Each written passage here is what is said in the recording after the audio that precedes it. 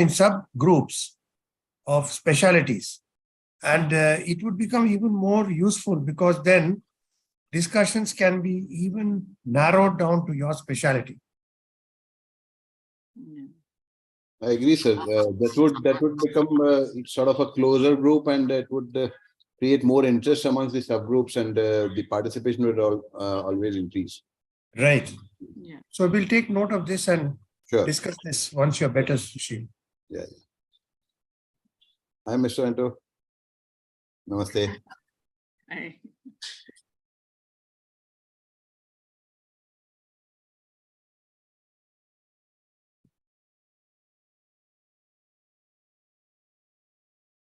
we have continuous participants joining. So.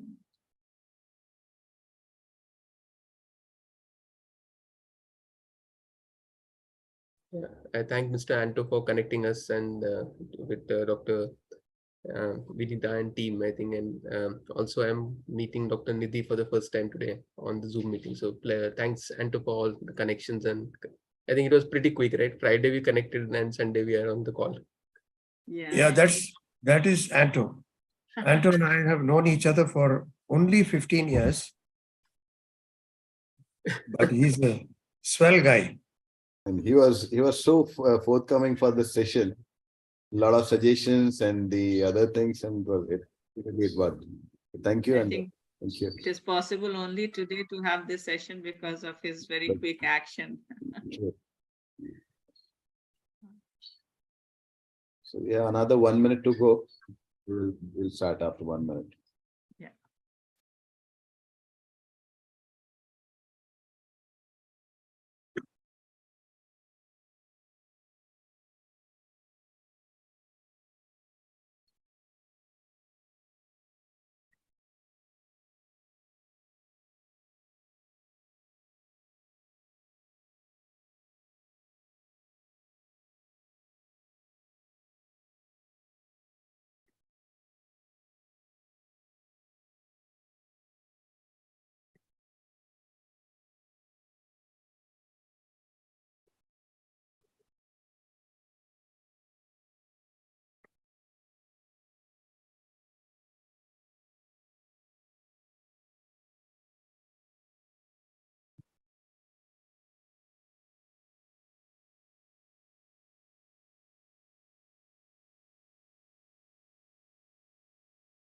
Okay, so I'll start now.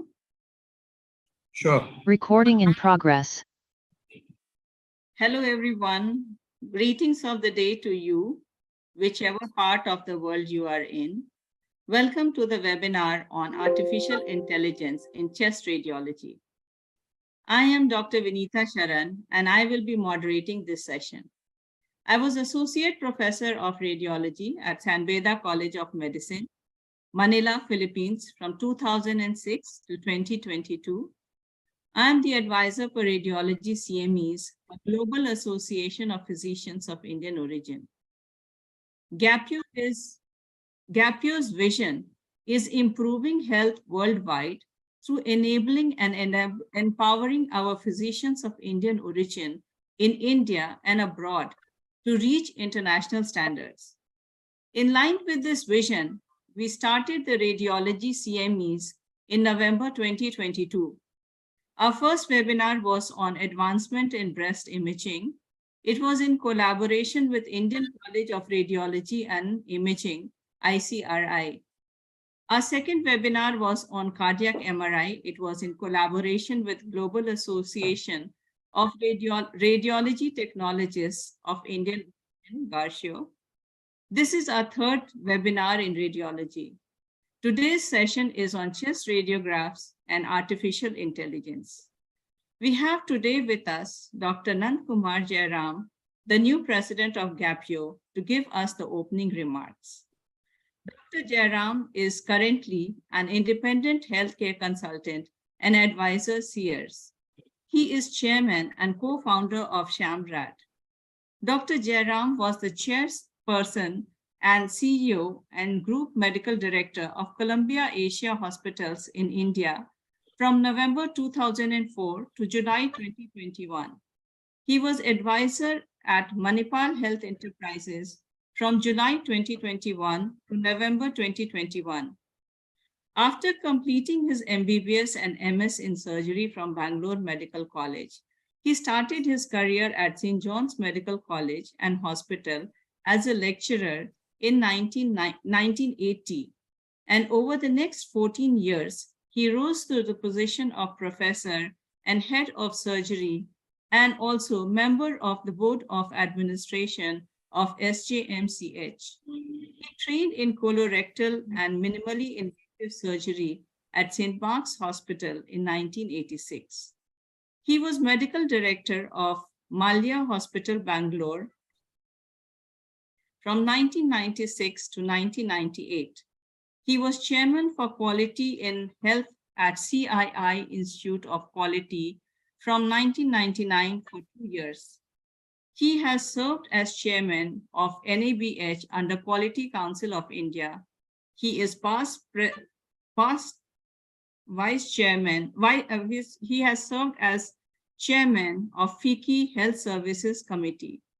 He was member of Health Insurance Forum of IRDA and FICCI. He is founder member of NAT Health. Dr. Jairam has many papers, including publications in the prestigious, including one in the prestigious British Journal of Surgery. He also had many presentations. He has received several awards, including Personality of the Year Award of FICCI and Lifetime Achievement Award by Alert. I now invite Dr. Nand Kumar Jairam to give us the opening remarks. Thank you, Vinita. I'm very pleased to be here this evening. This is the first webinar that is happening after I took over as president, and certainly will not be the last. GAPIO is known for its learning and development initiatives, amongst other things. And I must laud the efforts that Anupam Sibal put in during the time of COVID, which kick-started the webinar series and which is continuing with full gusto even now. I thank all of you for organizing this session at very short notice, and I understand the importance and value of this. I'm sure all of who joined today would really enjoy the session and benefit from it. I also urge those of you who are in the audience and not members of GAPIO to kindly become members of this illustrious association. You will understand the value of synergy, of camaraderie, and of joining together of a group of people who are of Indian origin and taking care of humans and providing them with medical care across the globe. There is a lot that can be learned, a lot that can be synergized, and I would look forward to ensuring that we do this year and in the following years as well. With these opening remarks, I hand it back to Vinita. Thank you indeed for that very, very elaborate introduction, and I leave it to you to take it over and conduct the session. Thank you very much, Dr. Nand Kumar Jairam, sir, for your inspirational words. I hope we will continue with all the webinars and continue spreading the knowledge to everyone. So artificial intelligence is one of the most rapidly expanding technology being applied everywhere today. Healthcare is not an exception. Radiologists are applying artificial intelligence to enhance their diagnostic prowess. In our first session, we had seen how artificial intelligence was being applied for early detection of breast cancer. Today, we are going to hear from Dr. Amit Karat on artificial intelligence being applied to chest radiographs. Chest radiographs are the first line of imaging for various diseases. So we will find out today how well AI improves detection of abnormalities. For introducing our speaker today, we have our chairperson, Dr. Nidhi Goel. Dr. Nidhi Goel is a senior radiology consultant at Indraprasth Apollo Hospitals, Delhi. Dr. Nidhi is thesis guide and assessor of National Board of Examination. She is faculty with ARI FRCR Joint Program for FRCR examination in Hyderabad. She is the course coordinator for Del Rad Radiology, a resident review course. Dr. Nidhi is editor of Journal of Orthopedics and reviewer of Indian Journal of Radiology. Dr. Nidhi has expertise in cardiovascular imaging with special interest in cardiac MRI, musculoskeletal radiology, and neuroradiology. She has approximately 10 chapters in various books, more than 20 publications in various national and international journals, and more than 30 presentations. Dr. Nidhi has been awarded with IRIA President Appreciation Award. I now invite Dr. Nidhi Goel to introduce our speaker, Dr. Amit Jain. Hi, good evening, everyone. I hope is it audible, Dr. Vinita? Yes, you are audible. Okay. Good evening, Dr. Jairam. It was nice for you to take as a chairperson for this KPO. Dr. Amit, it is a privilege to introduce you today for this evening, and there will be lots to learn about the AI in the chest radiology, because this is the first thing that's gonna change the face of the radiology along with the CT head. That are the two things which are the initial introductions in the artificial intelligence in today's world. And we are gonna go further ahead with the AI in further complicated things. So Dr. Amit is MBBS, DMRD, DNB, and PhD. He is currently a co-founder and CEO of DTEP Medical Imaging. He is a proud achiever and I will say proud achiever of the most prestigious orations of IRIA. I'm really surprised and really impressed with your orations. You have Suren Kothari Memorial Oration awarded by Indian Radiology and Imaging Association in August 20. You're also awarded with KM Rai Memorial Oration in 2018 at Asian Oceanic Congress of Radiology. You also have Ashok Mukherjee Oration Award recipient in 2014-15. You are recipient of the Travel Fellowship of Indian Radiology Imaging Association and International Skeletal Society and presentation of PhD research topic. This is really, really a very, very good achievement. Having 3 auditions in your name is really something that we all will be looking forward to achieve in our future achievements. Your area of interest is mainly artificial intelligence. You were previously the professor of radiology with Dr. D.Y. Patil Medical College and University in Pune. You are certified Massachusetts Institute of Technology, Sloan School of Management in Artificial Intelligence, Implications of Business Strategy, Artificial Intelligence Committee of Indian Radiology and Imaging Association. You joined secretary with the Musculoskeletal Society of India. But Dr. Amit, I'm really sorry, I'm a little confused about this. You have done your certification from Institute of Technology of the Sloan School of Management, right? Correct. That's a very good achievement. You're reviewer with the British Journal of Radiology, Indian Journal of Radiology and Imaging, and Indian Journal of Musculoskeletal Radiology. It's really a privilege to introduce you, and I hope we will learn a lot from you today in AI in the chest radiology in today's world. Welcome for this evening session. Thank you. Thanks a lot, Dr. Nidhi, for the nice words and introduction. Pleasure to be here. So, is it okay if I start and share my screen? Yes, please start. Great. I think I've divided my talk into halves. So before I start my talk, first of all, again, thanks Dr. Jairam, the entire team. Thanks Dr. Vinita, Mr. Anto, Dr. Nidhi, and all the team members. I think Jitendra, Dr. Anupam for inviting me here. It's a pleasure to be here and discuss about how AI is transforming radiology. And I think since we have people attending from various parts of the globe also, this will be streamed later. I think the top, what I've done is divided into 2 aspects. So one aspect is I'm going to cover is the basic chest X-ray reporting process.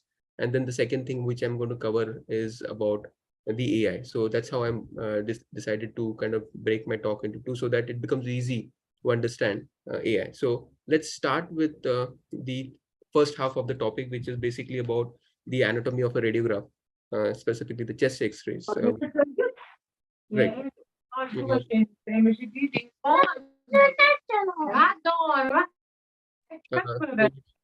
Sorry, I think there is some background coming. I will request everyone to please mute themselves. Right, thank you. And yeah, so let's start with the anatomy of the radiograph. So the first part of the topic. Here, basically, what we will do is we will look at what are the indications of the chest X-ray, where all we do chest X-rays, and so on and so forth. So let's start with the standard view. That is the posterior anterior chest X-ray view. And the most common reasons I will try to list on the left-hand side. Primarily, the role of chest X-ray is for lung disease assessment, and this includes diseases of the lungs or the pleura as well. It is also primarily a very important tool for cardiac assessment. It's also a very important tool for tuberculosis detection, and that's something which I would like to talk in detail later on in the topic. Foreign body assessment, that could be various wires and tubes which are placed on the within the chest or on it during various procedures, and there are close to 16 to 20 of them, and that could be encountered on the chest X-ray frequently, and there are many more which could be encountered little less frequently. Treatment and progress monitoring, basically for any particular chronic lung disease or any other disease with lung complications. To manage the disease, to see the treatment progression, this is one of the very important imaging modalities. And now more and more, the lung health issues are coming up, and we are talking about lung health in a very broad way. So this tool has a potential to actually be the first and the basic tool, as it's going to get transformed much more from here as it becomes a tool for lung health analysis. We all know that it is one of the most cost-effective investigations ever in the space of medical imaging. The X-ray chest still is the most cost-effective, and in that, what more we can derive from about lung health using new age technology is something which is under research, and also for pre-operative assessment. So that's all in terms of what are the different ways and means in which we use chest X-ray. So this is a standard chest X-ray PA view. And in this view, I think one of the most important things we need to understand as to how do we differentiate a PA from an AP view. So the first part of my lecture will try to cover all these important aspects. So if you see the clavicles in this X-ray, the clavicles are kind of covering the lung apices, and that's pretty standard in the PA view. And if you look at the scapulae, they are fairly widely placed or away from the chest beat. So that is again an important thing that we look at. There are other things as well, like the heart may be enlarged on a AP view, but that's something that we will see when I'm looking at the AP radiograph. In the AP X-ray, which is anterior-posterior view, which is less common in a OPD setting, but more common in an IPD setting, you will see that the clavicles are kind of away from the lung fields, and you may see that the scapulae may come within the lung field. Also, in this, the heart may be, in some cases, abnormally magnified as well. So that's why in most of the cases on AP view, we do not take cardiac dimensions because it may be on the higher side. These X-rays are done in bedridden patients, specifically in the ICU settings. And if you see, many of these X-rays will typically show all these various wires and tubes, because most of these patients will have chest leads or other kind of monitoring devices added to them. And you could see them overlying the chest fields. So that's how basically we look at both the views. And as I said, on the AP, we try not to comment on cardiac cells unless you can very obviously see that it is grossly enlarged. Coming to another important view, and that's this view is done specifically when we are looking at some kind of problems on a frontal radiograph of the chest. And when I say frontal radiograph of the chest, I typically mean it could be AP or PA view. Then we go ahead and we start using the lateral view. The reason why we take a lateral view is to see where exactly on the within the chest this particular pathology is located. So on lateral, I would like to showcase a few landmarks, which is important for us. This is the cardiac outline, what you are seeing here, which is basically consisting from posteriorly by the left atrium and left ventricles. We also see the diaphragmatic outlines, which are crisscrossing like this. So that's both these are the diaphragms. You can also see the left diaphragm here, which is stopping short of the heart because both of them have same densities. One important aspect is the lucencies of the vertebral bodies. They become more and more marked as you go posteriorly and inferiorly. The reason is because this happens because of the increased translucency in the posterior costophrenic recesses, because the lungs are on either side of the spine, making it very easy to visualize. So it's very good to see the spine as well. Also, you can see these overlap created by the scapula. So that's the scapular region. You also see the hands, and that creates this added density. So there is no pathology here, but the added density has been created by the soft tissues of both the shoulders. And then the lung apices in this area, again adding to the complexity, because here there are clavicles, there is a humerus, and both the clavicles and other soft tissues which are creating this apparent increase in opacity. So the idea is to look beyond this, look beyond these opacities, understanding that these are normally present, and then come to a diagnosis. You also see the hilar region, and we see both the end-on branches of the tracheobronchial tree as it comes towards the hilum and the carina. You also see this lucency, which basically is the tracheal lucency, and behind that will be the esophageal lucency. So that's how we look at the lateral X-ray. On a lateral X-ray, basically, on the lateral X-ray is very important for us to also see other findings as well. That is the spaces, and it's important to know that there is this retrosternal space. This is a very potentially important space. And if there are any soft tissues here, this space is going to get effaced. So with this, probably we could see the other views. Oblique views are done when we have challenges in the ribs, and we want to look at rib fractures. We all see the anterior and the posterior ends of the rib very well. So if I go here, we can see that the anterior and the posterior ends of the ribs are pretty well visualized. But if you see the angles of the rib, they are not very well visualized, specifically in casualty patients, road traffic accident patients. And that's where, if you want to see that area in detail, we basically take the oblique views, where you can see these angles much more better. They open up, and you can count the ribs as well as the rib fractures at this areas very well. So that's why we basically take oblique views. Moving to the further anatomy of the lung of the frontal radiograph, and that's where I think it's most important for us to kind of spend a little bit more time. On a frontal X-ray, we can see that on ideal chest X-ray, you can see that the most important is the marker. Markers, they come in various sizes. This is a very tiny marker. But it's an important thing to know the site, because on that basis, everything, your diagnosis is different. You are not the one who are going to do the radiograph, so you are also dependent on a lot of things going right. And many times we see that X-rays come flipped, and just a simple error, this simple thing can create some errors. And because everything is digital, there are very high chances of errors coming up. So you can see that the clavicles overlying the chest field, and this is a very important thing, because many times subtle infections, tuberculosis, and fibrosis and scarring in the upper zones can be easily missed. And that's one important thing. We also see that this is the tracheal lucency, and you can see that as it goes here, it breaks down into the right and the left bronchus, and that forms the carina. And it also creates a stripe on the right hand side. And we keep a very close look at this stripe, because if it is widened, it may indicate that could be lymph node enlargement. We also look at the hilum primarily by the pulmonary arteries on both sides, and we have to look at this also contains the tracheobronchial tree, the bronchial tree and its sub branches or the smaller branches, and we have to look very carefully at this area, because we do not want to miss any lymph node enlargement.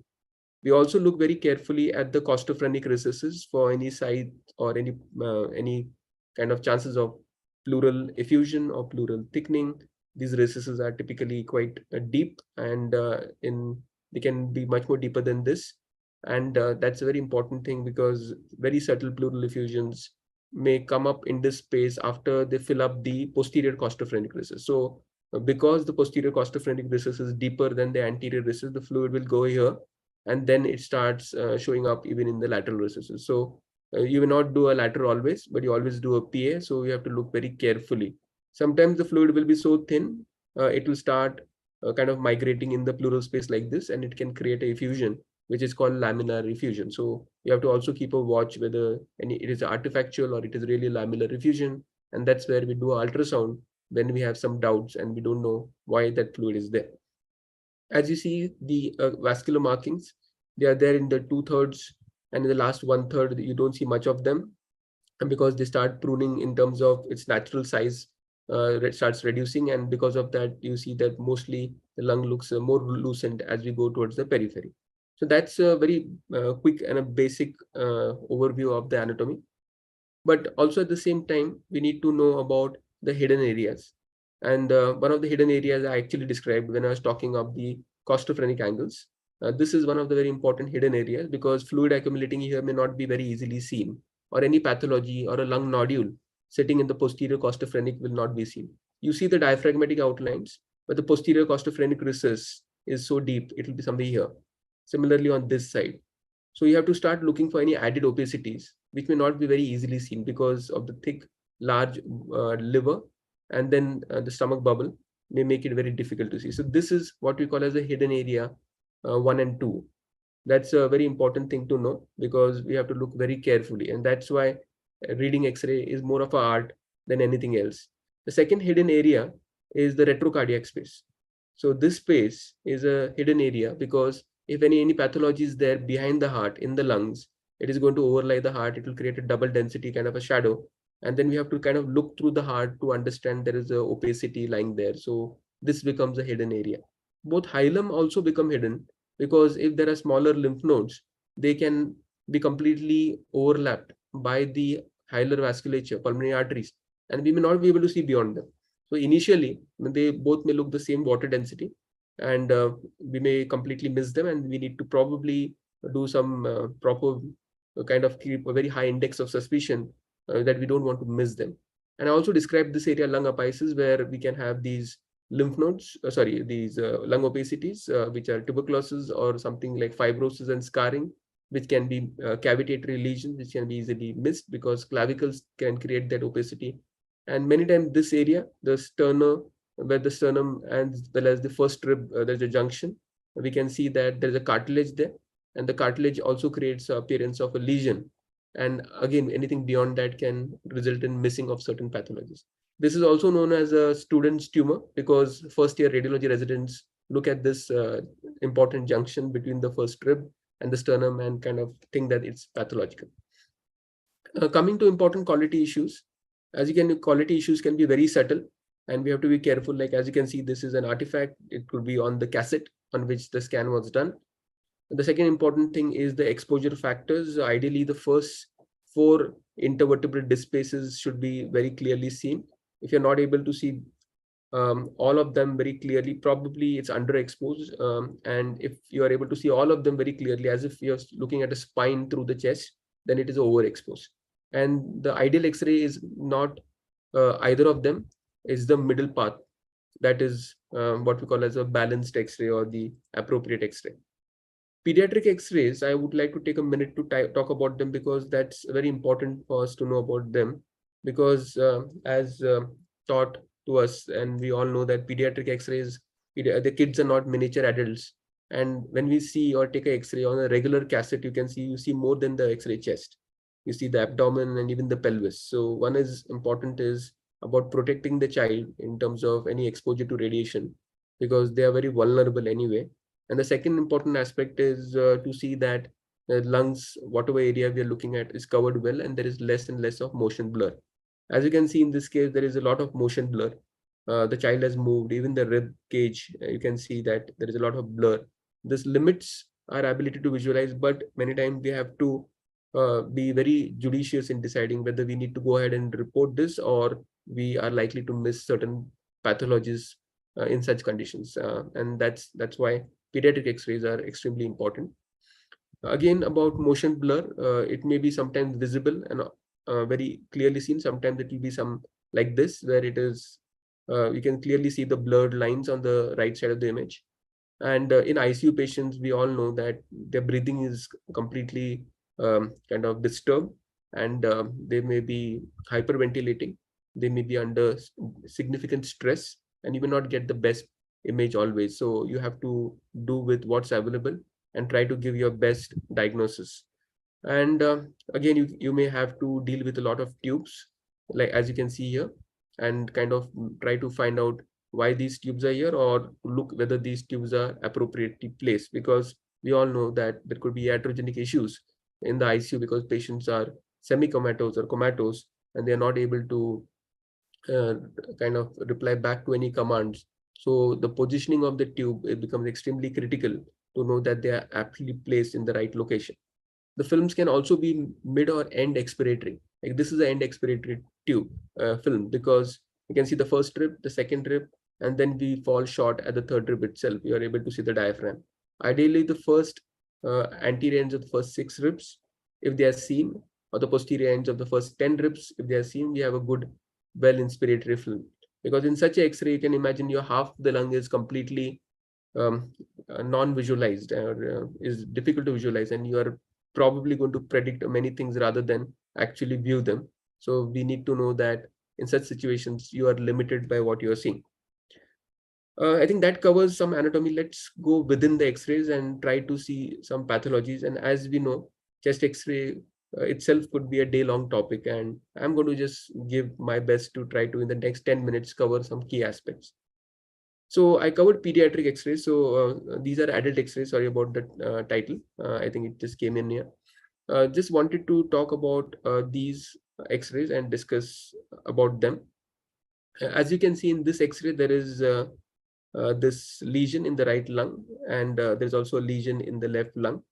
And you also see that there could be nodular lesion here. There's a fibrotic scarring here, and there is some kind of fibrosis here. So basically, we're looking at some kind of scarring, and this could be because of some previous infection, and it does not look to be active. This probably could be some tubercular scar or some other disease as well. We need to investigate that.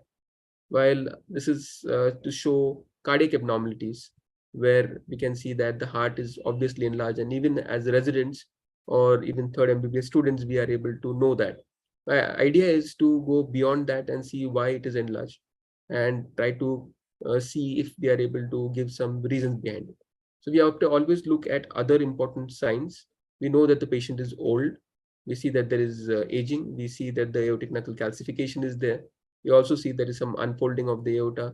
We also see that there is significant enlargement, which could be of the left ventricular type. And the heart is maintaining its 2/3 by 1/3 ratio, with the right side and the left side being, we can see that the heart is generally enlarging in that particular size. So we know that there is most likely some kind of enlargement, which could be left ventricular type as well, though we are not very well able to see the apex of the heart. But this probably could be hypertensive. And I think that kind of conclusions become pretty important when you're looking at pediatric X-rays. So the way we have been taught is that we could either go from outside in, looking at the rib cage, the pleural spaces, the lungs, and the heart, or we could jump the opposite side, that we can start from the heart, look at the hyla, look at the lungs, pleural space, and the ribs. Anyway, it basically depends upon the radiologists and the kind of mentor they have chosen, and then they want to go, and either way is correct. And it basically is ensuring that you have a checklist in front of you. You have covered the entire heart.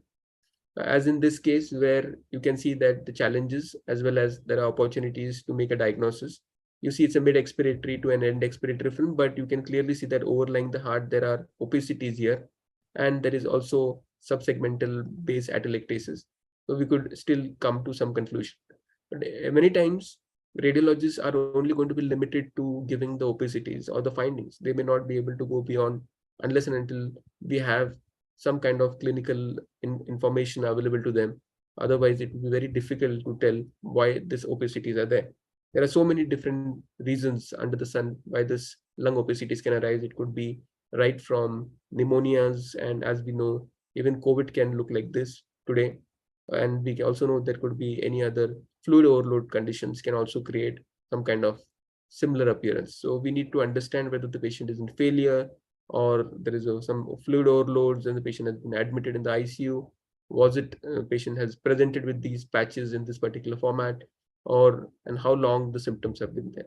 So I will cannot reiterate the importance of clinical history while X-ray chest reporting. In fact, it becomes one of the most critical elements, without which I think radiologists will be completely in the blind in terms of understanding why a particular patient has a particular type of patch or feature.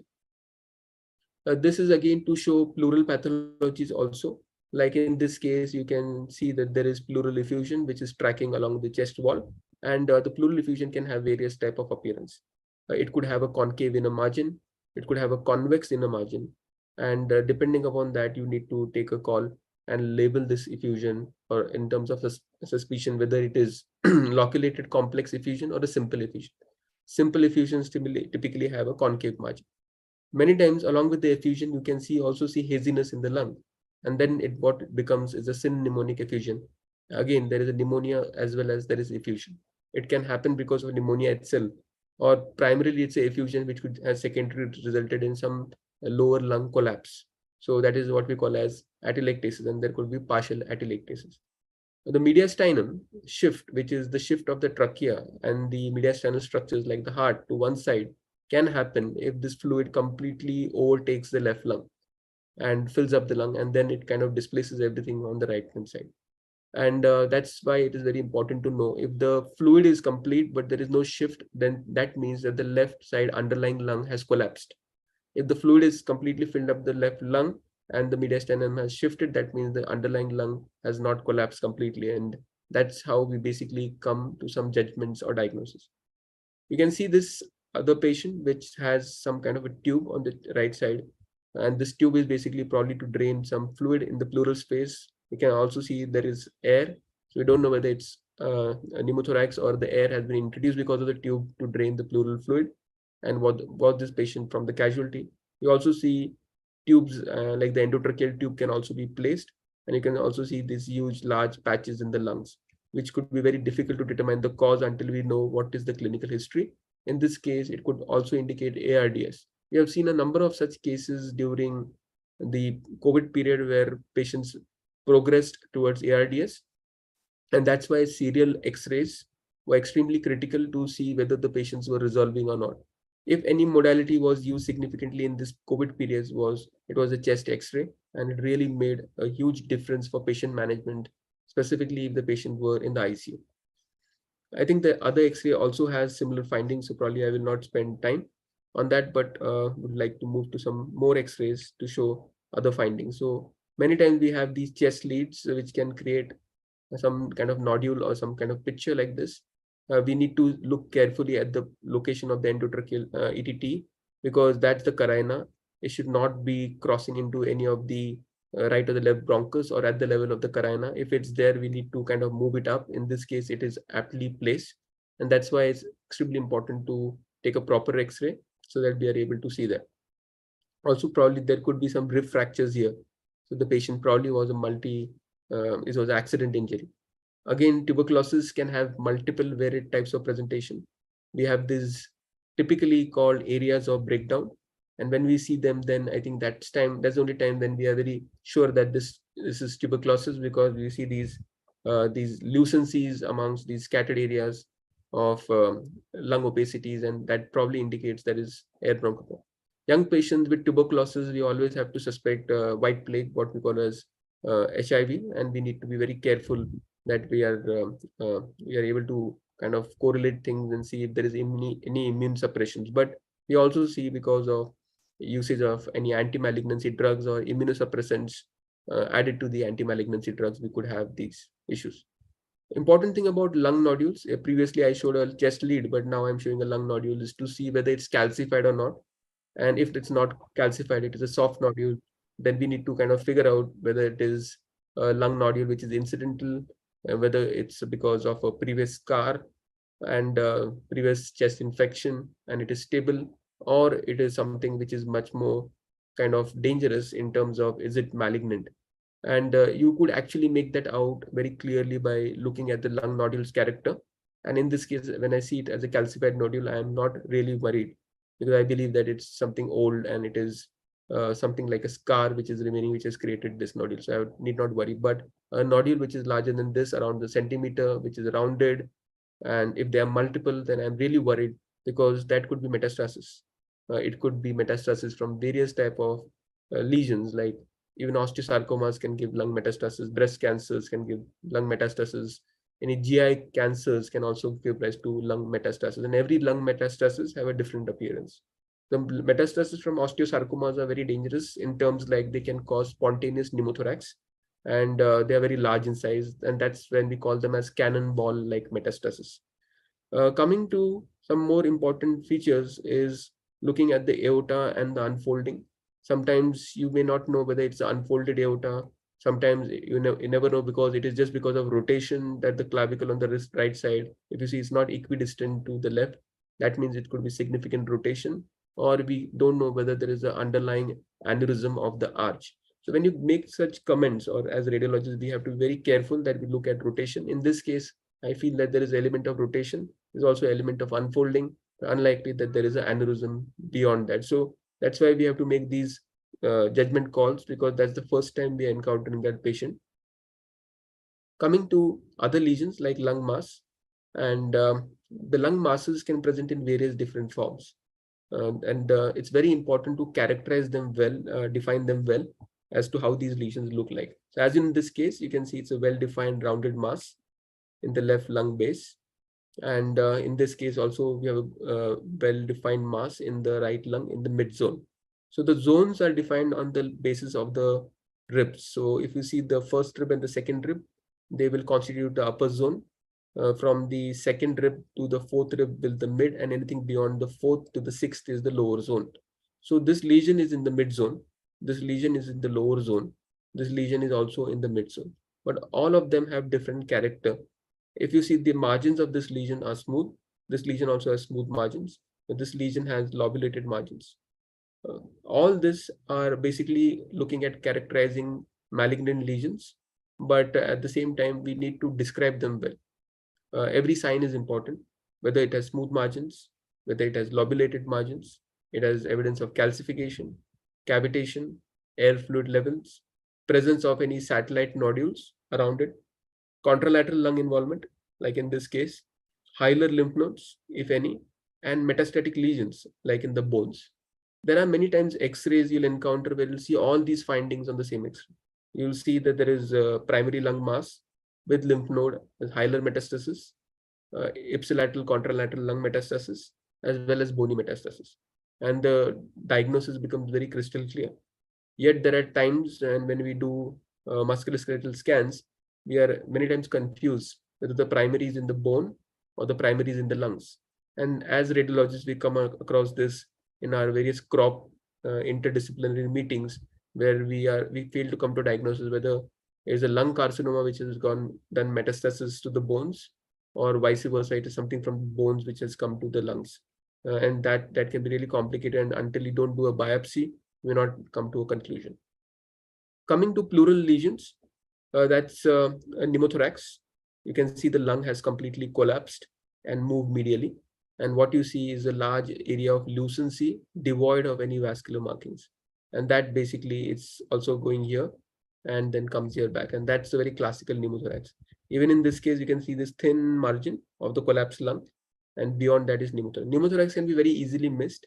You need to be very careful not missing it. And again, it could be quite common in the ICU settings because of hyperbaric and because of ventilators and so on and so forth. But we need to be careful that not to miss it. It could be easily missed if it's small. Bone lesions, as I said, we need to take oblique views, but yet we'll be able to see rib fractures. Like as you can see a lot of crowding here and multiple rib fractures. This could be old. Even these are look to be like old rib fractures. Even here, there are like multiple rib fractures which are existing, and we need to be careful about that. I think that I took around 20 minutes around to cover this. And let me now move to the second aspect. Like we saw so many pathologies, we see so many different diagnoses, and a very rapid walkthrough. How this field is getting advanced with new age technology. And that's where I come to the topic of advances in chest X-ray analysis using AI. And why this topic has been of interest to governments and at large, and almost every nation looking at seeing how chest X-ray AI could be something that could be taken into mainstream. And just to bring in some statistics, and the statistics are from WHO, where estimated that 2/3 of the world population lacks access to basic radiology services, including X-rays. That's quite a large number, considering we are more than 7 billion. 2/3 of this will not have access to X-rays. And even in countries where access to medical imaging is more widely available, access to chest X-rays will still be limited for certain populations, and the cost, it could be distance, it could be cost, lack of awareness, and about the importance of screening. And the waiting time for report, I think every geography, we have a global audience here, so you may be better having idea in terms of what's the average waiting time to get a report for chest X-ray. And in many cases, it's not reported because we don't have that many radiologists, and I think CT, MR, ultrasound, Doppler, and procedures take up most of the time of radiologists. At the same time, when we look at other important disease conditions that the chest X-ray can analyze, is basically tuberculosis. And we see that there are around 1.4 million deaths attributed to TB in 2019. And we all know COVID also played a major impact here, resulting in less number of screening during this particular period, because all the vans which are working for TB screening had to kind of shut down or had to run low because the kind of pressure on the infrastructure was significantly high. So here we come to some tools which actually do what radiologists have been doing for years. It is now trying to use the similar cognition of radiologists to do analysis. And we all at Deep Tech also create these tools. And this is just to showcase an example where the chest X-ray, which shows evidence of some lung infection, could be TB, is actually getting detected using AI, where what you're now seeing here in a colored shadow is a AI generated heat map showing these are the areas where there's abnormality. And this is a same X-ray which showing the outline view. So radiologists can now get these X-rays back into their packs with the AI output, or healthcare workers who are doing healthcare screening at the community can get the same output onto the X-ray machines, and then they can do some important decisions. I'll talk about them. Also, along with that, you get a probability score that there is likely to be tuberculosis, fibrosis. It also says that please review for pneumothorax, and the reason is because you can see there is an area which is devoid of vascular marking, so it's also giving that indication. And it also showcases that there is pleural thickening. And if you ask me where exactly it is, so if you look at the left CP angle, there is thickening. So, and the probability score is the AI's confidence in saying that this particular pathology is there or not. And as you can see, this is how it does. So the tool, what we have created is called Genki, because Genki is actually a Japanese word for healthy. And let me talk about this, how it works. As we are seeing democratization of these AI tools actually making every machine intelligent, whether MR, whether it's a CT, even ultrasound, you have seen that. Now it's happening on X-ray machines, where AI tools are directly getting embedded within the CPU, within the X-ray machine. So on the display monitor itself, you'll be seeing AI output. The moment the X-ray chest is done, you're going to see output like this, and you're going to see the pathologies which have been seen on the X-rays on this right side. So as of now, we have integrated this with Shimadzu X-ray machines. And how does it help for pathology detection? So the healthcare worker who has taken the X-ray at the peripheral health center, maybe it is in a village where the ambulance or the van has gone to take an X-ray, or maybe it could be an ICU, or maybe it's in the OPD. We'll see a display which shows that this is likely to be TB suspect. It could be likely to be a potential COVID pneumonia suspect. There could be other pathologies. And that's where we come to the important issue of lung health. That means it could be cardiomegaly, lung nodule, could be a lung mass or something like that, or the X-ray is normal. And this is a very important thing, because based on this, a lot of decisions are going to happen. One is, if the patient is tuberculosis suspect or a pneumonia suspect, the patient will be taken in for a sputum sample collection. And that's how basically it is potentiating early TB detection and elimination. More of it later, but just to say that such a solution can diagnose or do instant triaging in less than 1 minute. Does not require access to internet. Everything happens offline using AI. And close to 20 different pathologies, which I just described a few moments ago, can be detected using AI. Multiple X-ray machines can be connected to one laptop on which this solution can be displayed, and the same laptop connects to the X-ray machine using the port and the IP address. So it's a wireless connection or it's a Wi-Fi connection. Coming to diseases, every disease now gets an AI model. For example, to detect normal and abnormal will become an AI model. Tuberculosis becomes an AI model. pneumonia becomes a AI model, and so on and so forth. You can see that the list is there, where you can have different AI models for different pathologies. And they can be now deployed onto a laptop based on the laptop's capability. And we can have 4 pathologies or 9 pathologies or 10 pathologies or larger set of pathologies based on what is the requirement. Is it community health screening or it is something else? So how does it work? One of the biggest challenges what the government have seen for TB elimination was that patients don't come to hospital. They're reluctant. They're daily wage earners. And patients are shy to come. So once any patient comes to the hospital and they find a positive study, they actually have to go and investigate everyone in the home. And they believe that there could be a pocket there. And there will be others who are neighbors residing next to the patient may also have high chances of tuberculosis, which is basically undetected at the moment. So it's a suspected patient. So mobile vans actually are now designed to go there, or backpack X-rays basically are taken, and they basically decide to go to a particular area.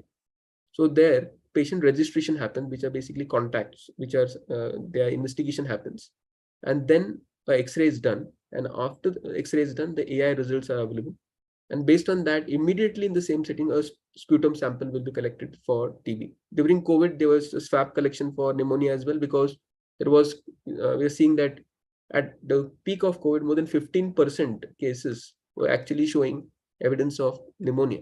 And that was something which was found in the peak of COVID pandemic, even where some vans were working. And in that particular situation, the sputum is collected. Now, what has happened is 2 interventions have happened in one go. If the X-ray previously, what used to happen is very important to understand.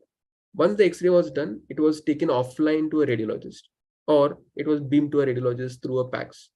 The report was collected and taken back. By the time the patient used to go, and being a daily wage earner, difficult to track them. Now, when the patient has been lost in this particular period, he is likely to infect more other patients. Now, with this intervention, 2 investigations have got combined. Even this system connects to the cloud system, which is what you call as a hub system, where radiologists can now audit the AI output. So it's not just purely AI. The radiologists will look at the AI output, they'll audit it. And this output is also available as a SMS report or an email report back, or a WhatsApp report back to the organization, that is the government, as well as to the patient. And plus the data is now maintained in a control room where officers can look at which vans are active, which zone they have been working, how many patients have been scanned, and so on and so forth. Also, there is potential that it can be connected to national dashboards. Like in India, there is a NICSHE. So something like that, it can be connected to national dashboards. So what happens, every X-ray taken at the grassroots actually reflects in the national dashboard.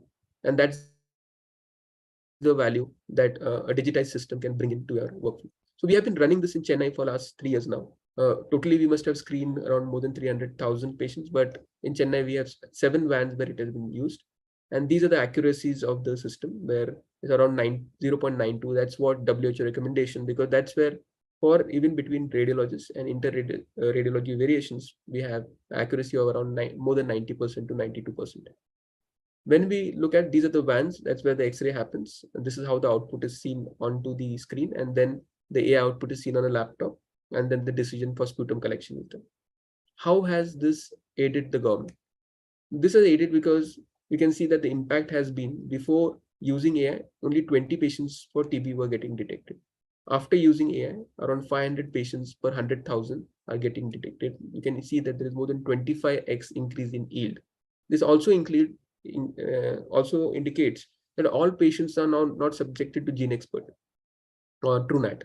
Only those patients which are positive will be suspected. So it also brings down the cost of tuberculosis screening. As a result of which, there's a lot of discussions, and WHO has already mandated its use for TB screening programs. In fact, on 24th March is a big event for World TB Day for this particular activity. We've been running this across Asia Pacific, right up to Mongolia, with support from various agencies like Azure, Microsoft Azure platform, and Entity Data, and also Dell.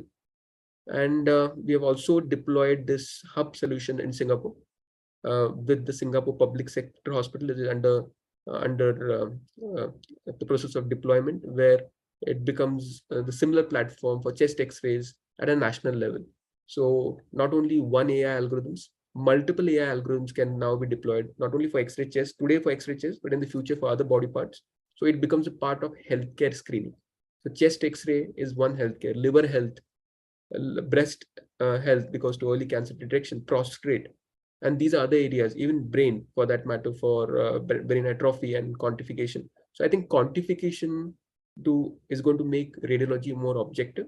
And as a result of this is going to come in everything. Second is to speed up the process of diagnosis, to reduce the patient waiting time, and also to do easy progress monitoring. A similar exercise we have done in Philippines. Coming to an important aspect about accuracy. And when we talk about AI models, always about accuracy, and hence a lot of research goes into actually understanding, are these AI models really accurate, or really do they create the impact they need to create on ground? So when we talk about infections like tuberculosis, it's Stop TB Partnership, FIT, which is based out of Vietnam, and other bodies, they do 6 monthly audits. And there's body like FIND as well, which does audit. And they kind of do a audit, and the results get published into scientific research as well, or can be independent audit. So this is one such audit where the AI output has been kind of reviewed with field readers, radiologists with around 5 to 7 years experience, and expert readers, radiologists with 25 years of experience. The data set comes from different geographies all across the globe. So it's not from one particular region. So that means the data has been collected from various geographies, and it is not only matched with radiologists, but also with TrueNat and other results, microbiology, TrueNat, or GeneXpert, whatever is consistent and given the tuberculosis confirmation. And then the AI models are compared. And it's not for one company. They'll do audit of all the AI companies, and they will give audit report as a transparent report to every company, and it is on the global website.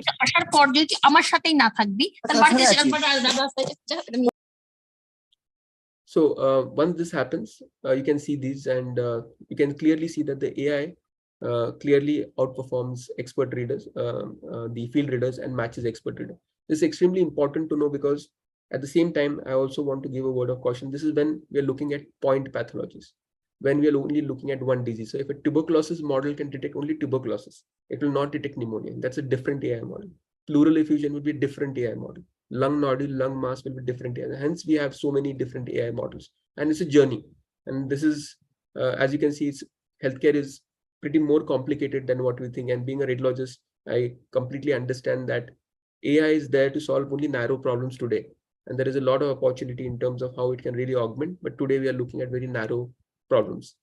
You would definitely, if you're interested, you should review how AI get evaluated. So there are certain important aspects like the area under curve, the sensitivity, the specificity, and so on and so forth. And there's one such research paper where we were evaluated in other AI companies, and that's available in Nature Scientific Report.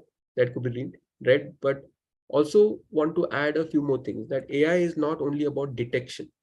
AI can also help in various other ways. It could be helping in dose reduction. It can also help in image, enhancing the quality of the image. It can also help in extraction of certain information from the image, which could be radiomics. That's a completely different field. And it can also help in predicting mortality and morbidity. This is one such study which we did for COVID with a few hospitals in Mumbai and Pune. And we believe that something like this is going to be the future, where the clinical data married to imaging data can help us throughout important aspects in terms of predicting the hospital stay, the morbidity and mortality. And that's where the way the AI is moving ahead. Similarly, we had a paper where we have tried to see how tuberculosis and COVID can be detected in the same X-ray, and that was, which I just discussed previously, when we launched two models in tandem. We can launch up to 19 models in tandem, but it's very important to take the discretion as to what is going to add value. Is it a public healthcare screening? It's in the ICU. Whether it's going to really impact, and what's the capacity of the resources available? What kind of strength of laptop? What kind of X-ray machines are getting used? And that all goes into the decision making. So every AI model will go through this part of clinical research validation before it actually comes into clinical practice. So this is, as you can see, what we observed in tuberculosis, the same thing is observed with every AI model. If you look at point solutions, they will always match the expert, or at times even exceed expert, and help the expert in kind of augmenting the workflow. Pulmonary nodules also a very important area because very high chances of nodules getting missed on X-ray chest, and that's where it reduces the stress of reporting, reduces the burnout, and adds to the radiologist report. Recently, we just published this in, and there are more than 25 such research they are available on the website, but you could, these are just a few key research which I wanted to show. And this is the recent research which is in MDPI, which talks about it not only can detect various pathologies, whether it's of the lungs or the pleura or the heart, but it also brings in a 21% reduction in the report turnaround time. So it augments the productivity of like close to 21%. And that's the value it comes in. So I think I've finished at 7:57. I just have 2 videos where we just not talk about the technology. We see how it actually gets integrated into the workflow, whether it's the machine or whether it's the packs. Because unless and until it does not come into the radiologist's workflow, radiologists are not going to get value out of it, or they will not feel the value out of it. So what I'm going to do is just walk you through these 2 videos quickly. Yeah, Dr. Amit, there are a few interesting questions also in the chat box. So we'll like you to answer those. That would be really interesting. Sure. Okay. Welcome to Genki, Deep Tech. So should I answer them first? Dr. Amit, let's watch the videos first, and then we will take up the questions. I've written it, and we will take it one after the other. Perfect. Okay. Sure. So I'll just quickly show one video for shortage of time, and probably we could. Welcome to Genki, Deep Tech's AI-powered chest X-ray screening solution. Genki offers seamless integration with DR as well as CRX ray modalities. DICOM files can be directly pushed from the modality to the platform with a simple one-click option. Once the files are transferred, patient data will be auto-populated on the study list. The platform also has an option for uploading scans directly. Once a scan is uploaded, auto triage is done in less than a minute and pathologies are recommended. Instant results ensure that suspected patients can be educated on the spot and cases are not lost for follow-up. In case the scan is suspected to be normal, the result will display none. Here is a case with scan suspected to have TB and pneumonia and other pathologies as well. Users can also view the heat maps and outlines recommending the infected region and review the detailed analysis of all 10 pathologies with mention of confidence score. Outline and heat map can be disabled. Zoom in, zoom out, and pan view options are also available. Users also have an option to delete the study and filter the studies using various search options like patient name, pathology, patient ID, and date. Users can also see the real-time storage availability and ensure they take necessary steps on time. Right. So I think that covers the video, a very quick video, just to get an idea as to how it actually enters the machine or the workflow.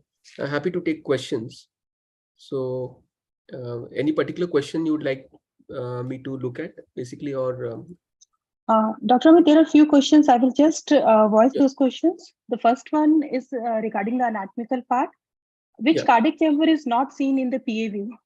That is the few anatomical questions. Which cardiac chamber is not visible in the PA view? It is asked by Dr. Anita. Okay. I think on the PA view, we can see the left, we see all the chambers from their profiles. We see the right atrium very well on the right side of the heart. The right ventricle probably is not something which is very clearly seen on the right side. It's seen on the left side because it grows, both of them enlarge on the left side. So the left as well as the right ventricle will be seen on the left side. We also see the left atrial appendage. We also see the pulmonary conus and the aortic arch. So that's what we've seen on the anterior posterior of the PA view. If it's the lateral view, then basically we can see the left atrium and the left ventricle posteriorly and the right ventricle anteriorly. So if you want to see the chamber enlargement and you want to predict which is this likely chamber, that's how you have to see. If you see the apex is more kind of pointed, its left ventricle is more rounded, it is right ventricular, and if you're not able to make out whether it is rounded or pointed, it could be biventricular as well. And that's where 2D echo will come in and give you a much more better analysis. So I think, but cardiac is very interesting because you can even do the valve analysis and the valve calcification analysis using that. And I think Dr. Nidhi is there. She's the best person to talk about it, but that's a very quick overview.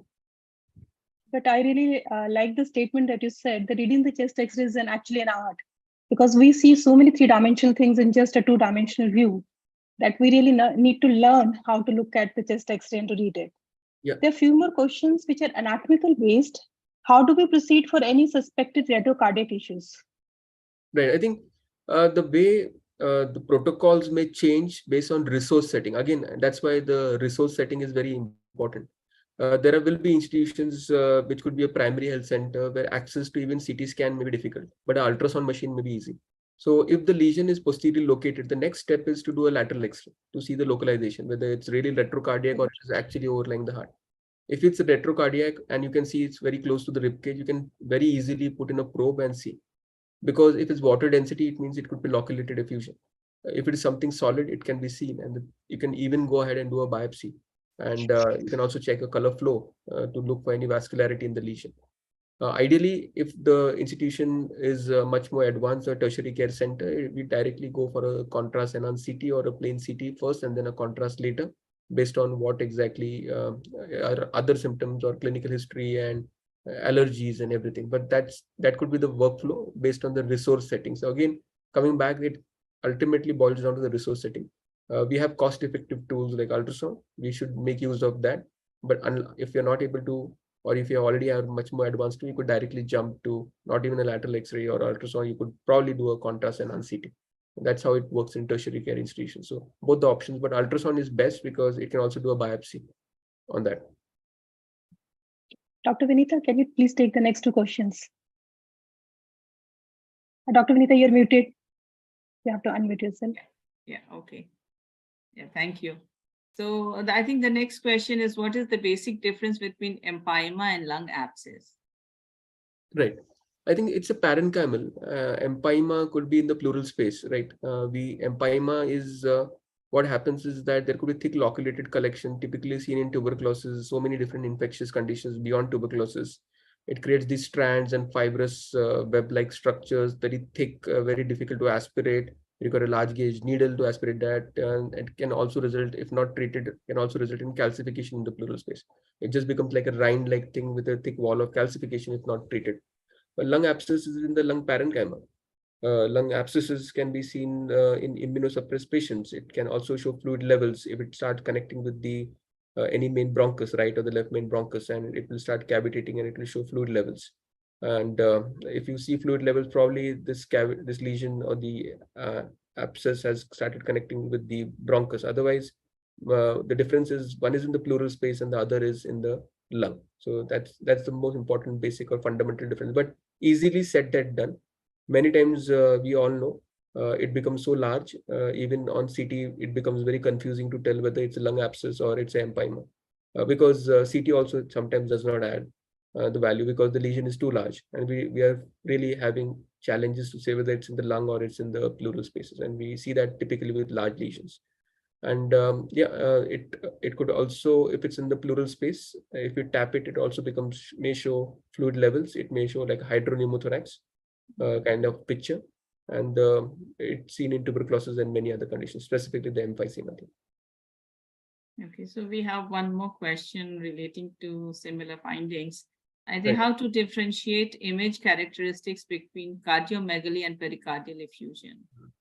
I think the way the pericardial effusion look is like a bag, like the way the apex is very narrow. The apex is what we call as the pedicle. Pedicle is at the superior mediastinum. That's where what we call as the vascular pedicle. It's very narrow, and below is more like a rounded structure. It's like a bag-like structure. One thing. Second important thing is heart becomes globular. It's called the globular heart. The third is you'll not be able to define these apices of the heart because fluid is now taken over. It has increased the density around it. So you can imagine the internal structure of the heart margins are not well seen. That's why it looks globular. So it's like a bag of coins or something like that. And that's most important thing. So the heart will be unusually largely enlarged if it's large effusion. The pedicle will be significantly narrow. The shape of the outlines of the heart and the structures will not be very well seen because it has been now taken over by the fluid. And that's how we basically differentiate pericardial effusion from chamber enlargement. It's as you see more and more cases of pericardial effusion, you can very clearly distinct and say this is likely to be pericardial effusion. But Dr. Nidhi can add actually. Yeah. No, you're absolutely right. If the shape of the heart is maintained, And it is just the enlargement of the entire shape of the heart with the narrow pedicle, as you very well said, it's a pericardial effusion. If the chambers are enlarging, they will maintain the shape of the heart, and the various chamber enlargement will be seen beautifully. Dr. Vinita, are you taking the next questions, please? No, I think you can go ahead with the next two questions. Next questions, I will not go in detail with the next questions, but the summation of the next questions will remain around how AI is going to be validated. That is the summation of the next questions, that will the AI report will be considered as an authorized report, and how we will validate it. Like if we have released a report which has been generated by AI, if the patient is going to question, who is going to take the responsibility of that report? That is what is the summation of next two questions that have been asked, 2 or 3 questions. Very happy to see this question. And I think that's where we come to the various different issues around AI. And this is a very important aspect. AI report cannot be released to patient unless it is validated by the radiologist. Please note that these tools are going to be used as an aid to augment radiology workflow, number one. Whether it is brain or it is prostate cancer imaging or maybe liver, or they're all tools which are used to augment the radiology workflow, number one. There are certain use cases which are emerging where AI reports could be directly used again by healthcare workers for certain conditions. Like tuberculosis is one interesting use case where it could be used directly by healthcare workers, but it will be always, it's very important that it needs to be audited by radiologists. And there could be use cases, for example, like breast imaging, where microcalcifications on a breast X-ray need to be imaged by 2 radiologists. It may happen that one of the radiologists could be the AI and one of the other will be an radiologist. So basically we know it's so difficult to get a mammography report out if we have 2 radiologists, and the timing and the inter-observer variability. If there is an AI model and that becomes a virtual assistant to the radiologist, the way AI is going to come is to be a virtual assistant to the radiologist or an expert. It's not directly going to come to the workflow with an automated report unless there are certain conditions which are typically automated. For example, coronary calcium artery scoring could be one such condition. If it's just about scoring, it could be coming out. But you all know that when we do coronary artery calcium scoring, you find so many different other pathologies. You find an enlarged heart, you find some calcification beyond the heart as well. You could find aortic calcification. You can also find lung nodules or pneumonia, patches of pneumonia. So that's where the role of radiologist will always be there. But the job of doing that complex task of actually doing that calculation will be left to the AI. So the technology will just help in quantifying and adding value. It may not, I don't see in the next few years that the AI report can be directly consumed by the patients or physicians without an overview by the radiologist. So adoption will have to happen with the radiologist, unless there are very certain use cases where it could be directly used by the governments and NGO, specifically if you're looking at disease elimination. Probably I hope. This is a question from my end, that how many years we're expecting that we will be able to establish AI as a basic replacement. I'm not talking that it's going to replace the radiologist per se. It's only going to help us in becoming a better radiologist and save our time. But how many years we're able to kind of make AI as a standardized tool where one of the radiologists or the 2 radiologists can be replaced? What is the suspected time? Yeah, I think the way I'm looking for certain use cases like mammography, use cases of breast cancer, where we are looking at microcalcification, that's where there could be potential. But for chest X-rays and other things, as you know, there are so many different chest pathologies which could be present. AI is doing an amazing job of separating normal from abnormal. True. So if you're looking at workflow management in a hospital which is doing 200 X-rays a day or 200 chest X-rays in a day, you can always start using AI right from day one. Means today the AI is so mature, it could start doing this job for you. At a single click, you could separate your normal from abnormal, and you can start reporting the abnormal first. You can also start reporting the pneumothorax first, or you can also start reporting anything which is much more critical as per the workflow that you have defined. So this is already there into the workflow. So this is happening today as we speak. But in terms of report generation, and a report which will be 100% validated, I think that's a long journey, because we all know it all depends upon the clinical information that comes in, and the clinical information is then used by as radiologists. We all use this information to generate our opinion on the report. So that's not it's going to help. But yes, for study report comparison, So if there are 2 X-rays or 3 X-rays belonging to the same patient taken at 3 different time point in the same day or after a few weeks, that job can be given to the radiologist. So progress monitoring will be more objective. As you can see, it is getting more an objective in his workflow. It can start quantifying lesions in an objective way, progress monitoring in an objective way. And that's where radiologists, as radiologists, we know getting 3 X-rays or 6 X-rays into our workflow, dragging and dropping them, seeing the comparison, putting them in the same line in which the X-rays were done, and then writing a one report. It will take 5 minutes of our time. That job will be taken over by the AI. It will give you a comparative report, a much more objective report. So that's where it's going to come in. But it's not anyway likely to replace very soon. I don't see that happening because there are a lot of regulatory things that come along with it. It's always going to be an assistant to experts everywhere. I think we are running. Oh, yeah, we are running over time. I would really like to thank Dr. Nidhi and Dr. Amit. It was a very informative talk. And now I would like to invite our honorary advisor, Dr. Sushil Jain. He is also the medical superintendent of Apollo Hospital, Indore. Dr. Jain, over to you. Thank you, Dr. Vinita. It was really interesting. And just one comment on that, replacing the radiologist, the threat or concern about radiologists being replaced. I think that is not a valid threat because technology over the years in the past has been increasing and it has not created any unemployment. I think it should be taken as a skill upgradation. So I mean, 10 years back, nobody would probably have thought of using a smartphone, but now everybody is using, even the eldest person in our family is using the smartphone very easily. So that concern should not be there that the technology would replace the human intervention or it will replace the jobs. It would be just a skill upgradation of that particular person. So if you are keeping pace with the skill upgradation, I don't think there's any threat for the jobs or the radiologists, or for that matter, any of the jobs are being replaced by the technology. The other thing is that the technology usually enhances the capabilities of human beings. It's not replacing the capabilities, it enhances. So when you're doing something, I mean, if we look at accounting, it was so difficult in the past, but now with the computer, it's so easy. Same as with the robotic, the precision we have. So that's how the technology should be looked at. Anyway, so with that extra comment, I would like to thank our speaker, Dr. Amit, chairperson, Dr. Nidhi, and moderator, Dr. Vinita, for this very interesting topic, and Dr. Nankumar to be present here during the talk. I'd also like to thank all the participants. We crossed 105, which was apparent here, might be more than that. And also the technical and IT team who has supported this session. So thank you, and we look forward for many more such sessions. Thank you. Thank you.